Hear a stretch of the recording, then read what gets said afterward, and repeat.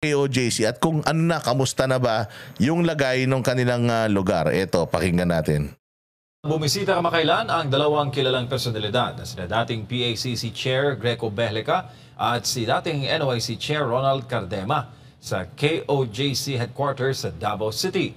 Si Jean Domingo sa detalye.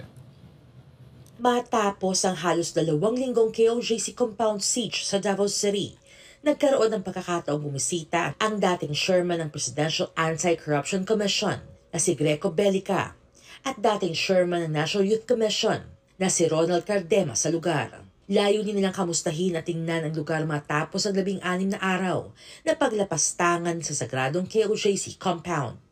Nagpahayag ng reaksyon si Behleca sa karumaldumal na paglapastang naganap sa religious compound.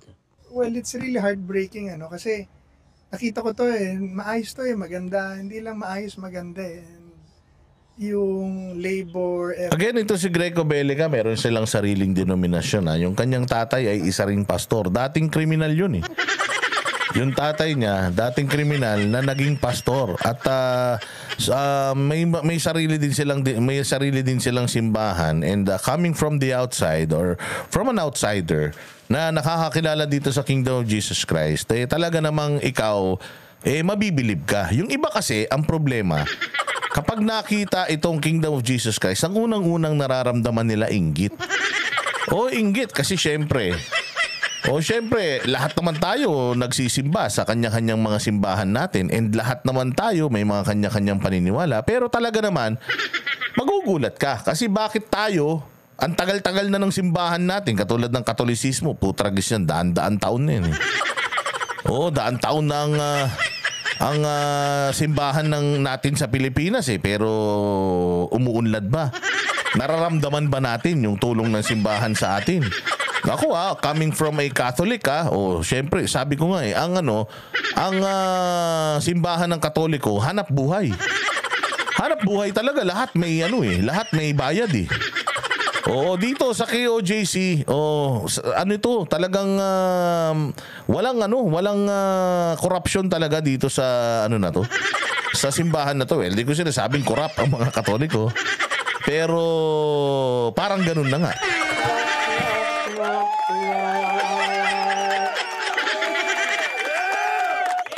So, neat, nice, and proper.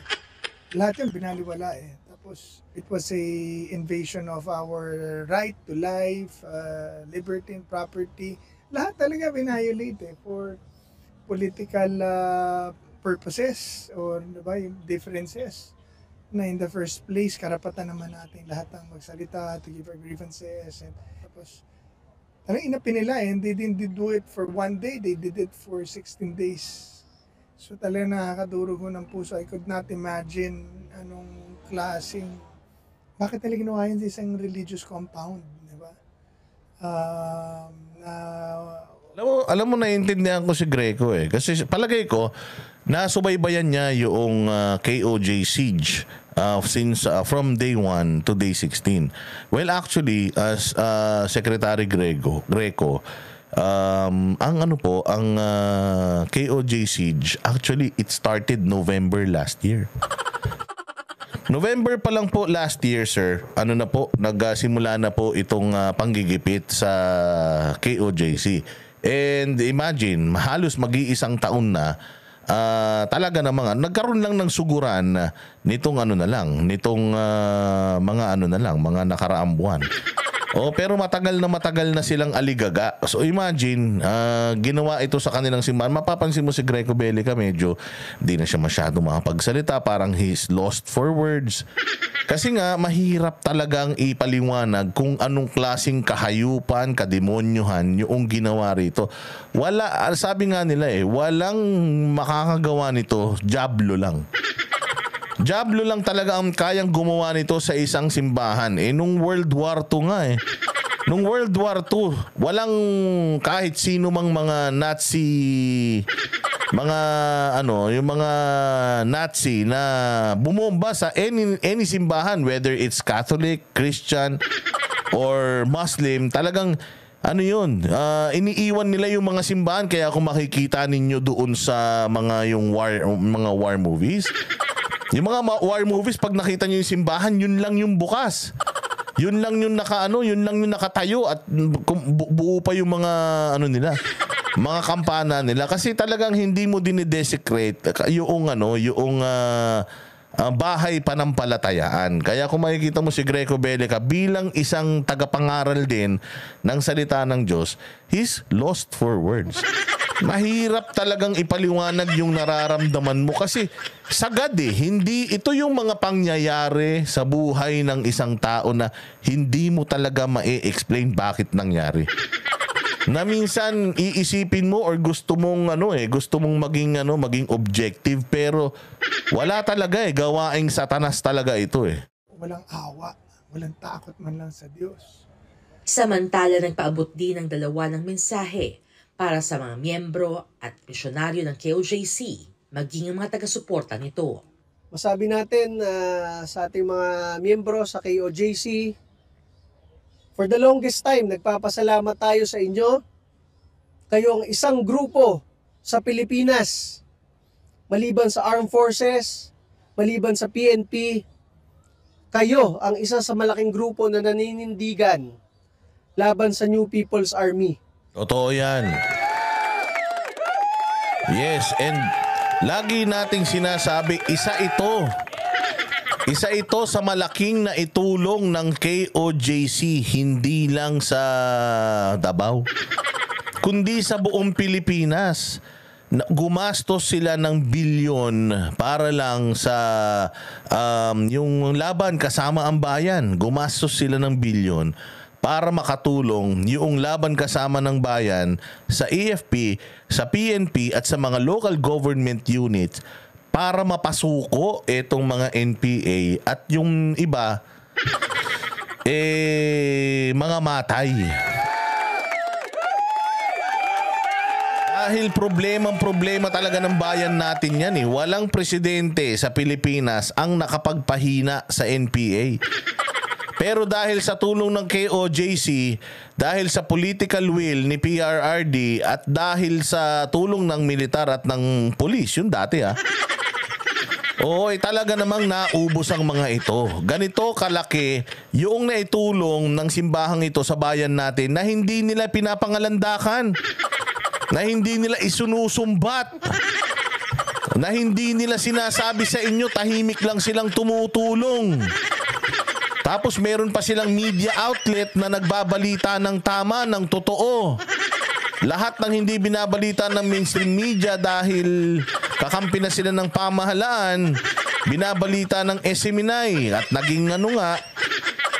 naging kapalit yung kanilang prangkisa dahil binigyan nila ng plataforma, binigyan nila ng platform si PRRD para makapanermon at makapagsalita tungkol sa mga hindi nagaganap na maganda sa bayan natin. So malaki ang naitulong ng KOJC. Hindi lang basta naulanan, hindi lang basta nainitan, hindi lang sila basta ganun, namatayan pa sila. At talaga naman hanggang huli, tumayo sila sa kanilang paninindigan na pagsunod sa batas.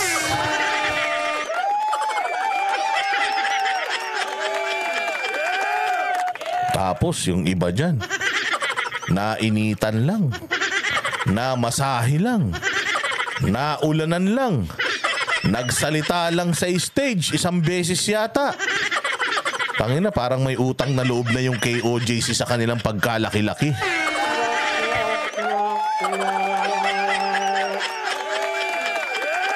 Diba? Yun yung sinasabi natin. So galing mismo sa dating ano ba tawag kay Cardema? Basta dating pinuno ng National Youth Council, NWC. Na napakalaki ng naitulong ng KOJC. Kaya hindi talaga nila deserve itong mga tinatamasa nilang kahayupan. Hindi talaga nila deserve. Kaya sa totoo lang, masakit man sa kalooban, kailangan talaga nilang, kailangan muna nila magpahinga dahil sobrang laki Sobrang laki talaga ng kanilang ininvest for this country. And look what our country did to them. binitray sila akala siguro ng KOJC ang kalaban nila NPA eh. Akala ng KOJC ang kalaban nila yung mga masasamang loob. Iba pala. It turned out na ang kalaban pala nila is the same government na tinutulungan nila, the same flag na tinutulungan nila, yun pa ang kanilang naging kalaban at hindi lang nila naging kalaban. Binalasubas, binaboy at talagang niyurakan sila.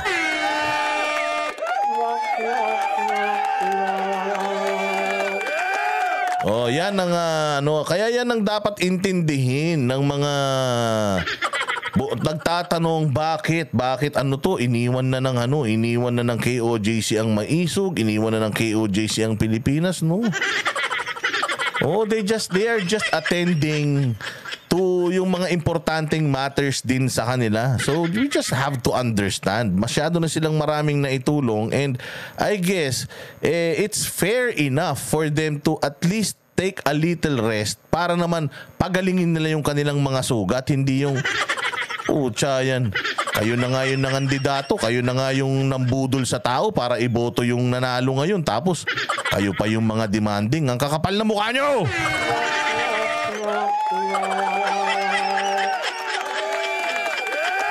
Kayo ang kasama ng gobyerno sa paglaban sa NPA.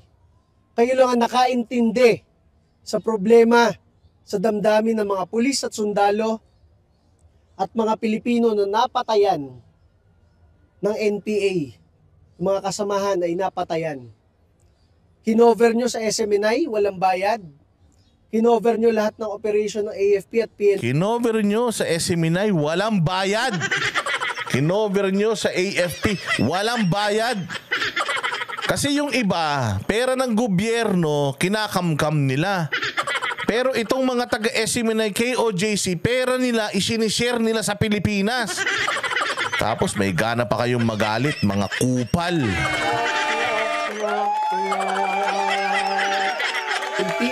Para ipakita ang pagsugpo natin sa NPA. Ang masabi ko sa inyo, sinabi lang ni Pastor Kibuloy, tatag lang. Tatag lang. Basta nagsasalita tayo, basta nagsasama-sama tayo, basta pinapakita natin yung ating damdamin para sa ating bansa, mananalo tayo.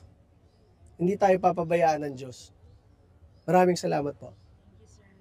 To our KOJC, brothers and sisters, mga kaibigan, ako po ay nakikidalamhati sa inyo. Naririto ako to show my support and to see really what happened and assess what we can do. Na hindi na maulit ito sa kahit na sinong Pilipino. Alam nyo, ang KOJC, hindi sila mayabang eh. Hindi sila bragi. Wala sa kanilang halaga yung mga bagay na isinishare nila sa atin. Whether it's in the billions, millions. O wala silang pakialam doon. Kasi nga, ang sa kanila is pag tumulong ka, kailangan walang value. Kailangan pag tumulong ka, ibigay mo lahat. Ganun yun. Kaya nga siguro nandito kami, kaya nga siguro nagtagpo ang landas namin ng KOJC because kami yung mayabang. Banateros yung mayabang, kami na yung magyayabang ng lahat ng mga naitulong ng KOJC sa bayan natin. Lian Orsine, Boss Dada, nakakadismaya talaga ang administrasyon ngayon. Kinakawawa ang sariling mamamayan. Murahin mo sila ng bonggang-bongga, boss, para makabawi man lang tayo at ang KOJC. Oo. Murahin natin, kulamin natin lahat. Gawin na natin, isumpa natin. Malay mo naman, huling tulog na nila yan.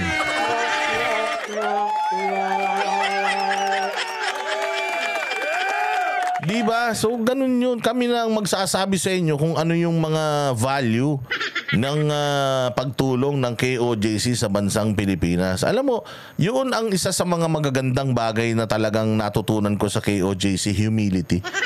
Nuknukan pa naman ako ng yabang na tao.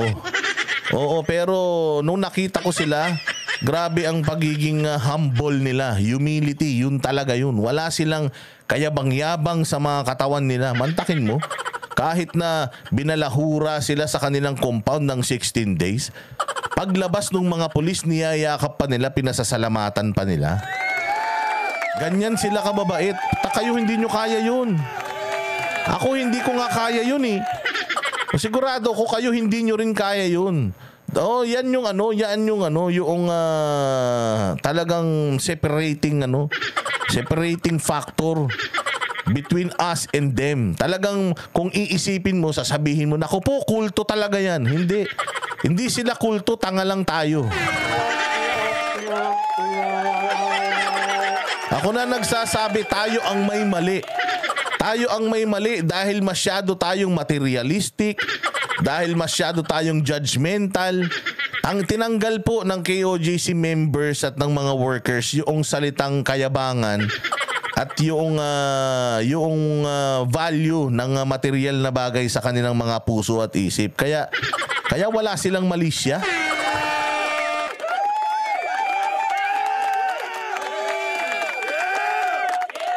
Nagpapasalamat ako sa tibay ng inyong loob na ipinakita, sa katapatan na ipinakita nyo sa inyong pananampalataya, sa katapatan pinakita nyo hindi lamang kay pastor, pero pati sa inyong organisasyon, simbahan at reliyon.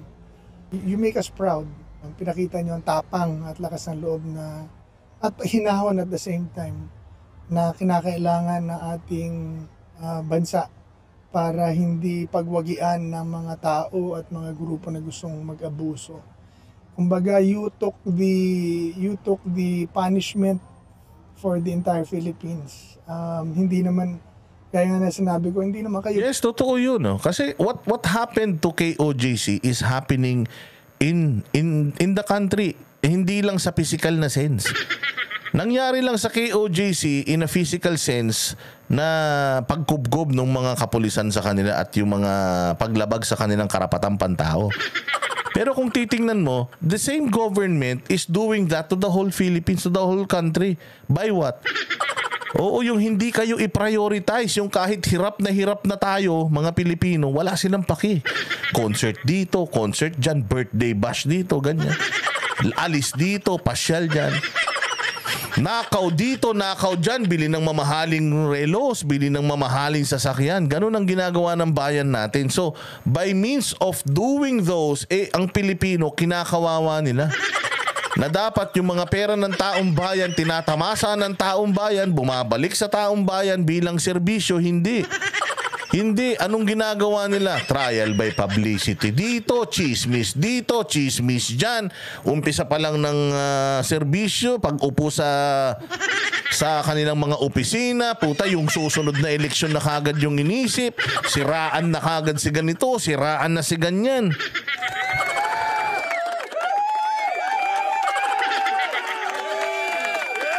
Sobra yun. Kaya nga, yung nangyari dito sa KOJC, ganun ang nangyari sa Pilipinas at nangyayari sa Pilipinas at mangyayari sa Pilipinas kung hindi tayo magsasalita. Kung hindi tayo lalaban in the sense na ipakita natin yung ating galit, gamitin natin yung ating boses. Oo, hindi lang sa pagsigaw, hindi lang sa pagrarally, gamitin natin ng social media. Gamitin natin ng ating mga Facebook, TikTok, lahat-lahat. Ipakita natin kung gaano tayo kadismayado. Baka sakali kabahan sila pagdating ng eleksyon dahil puta sigurado hindi sila mananalo sa dami ng kabulastugan nila. Politiko supporter lang kayo ng isang politiko na naniniwala kayo tama ang ginagawa, pero ang tinira dahil kayo yung supporter, kayo may media outfit, kayo ang maunlad. Pero kaya ako ay nagpapasalamat sa inyong sakripisyo at nananalangin na ang Panginoon Diyos ang magbibigay parusa sa mga atganti. Nakita nyo pa paano mag-isip yung matatalinong tao? Ganyan mag-isip yung matatalinong tao, yung may malawak na pangunawa. Oo, kami ay nagpapasalamat sa inyong sakripisyo, sa pagsama nyo sa amin sa laban. Bagamat kayo ay gusto munang magpahinga at gusto munang gamutin ang inyong mga sugat at labanan yung depression, yung anxiety, yung mga panic attacks, huwag kayong mag-alala, hindi namin bibiguin ang KOJC. Yung sinimulan natin, itutuloy-tuloy namin. Huwag kayong mag-alala. At pag nanalo tayo, KOJC, para sa inyo to. Di ba dapat ganun?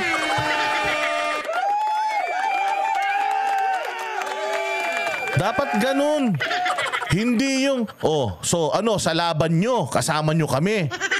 Sa laban namin, kami-kami lang. Tapos yung ano pa yung mga banat nila. So paano yung pagod namin? Naarawan kami, naulanan kami. Pumunta kami dun sa rally nyo sa Liwasan. So paano na yun?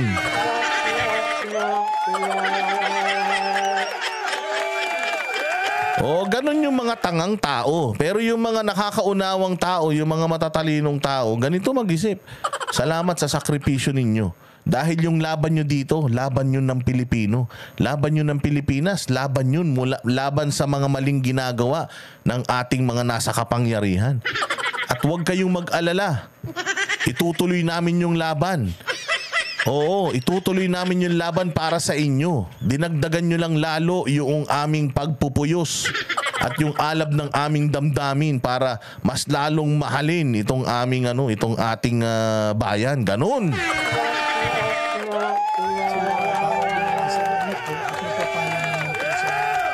So, asahan po ninyo na sa abot ng aking makakaya, dadalhin po natin to sa katarungan. Hindi man ngayon, dahil wala tayo sa kapangyarihan, pero ang katarungan ng Diyos ay hindi nila matatakasan. So, sabi nga ni Pastor, tatag lang, huwag susuko, sama-sama tayo, dahil matatapusin po ito. Tatapusin ang termino nila. At ang kaparusahan ng Panginoon Diyos sa mga mali nilang ginawa ay sigurado natin na ibibigay sa kanila. Salamat po sa inyong sakripisyo. Yun, ganun. Salamat po sa inyong sakripisyo. Buti pa yung matatalino. Oo.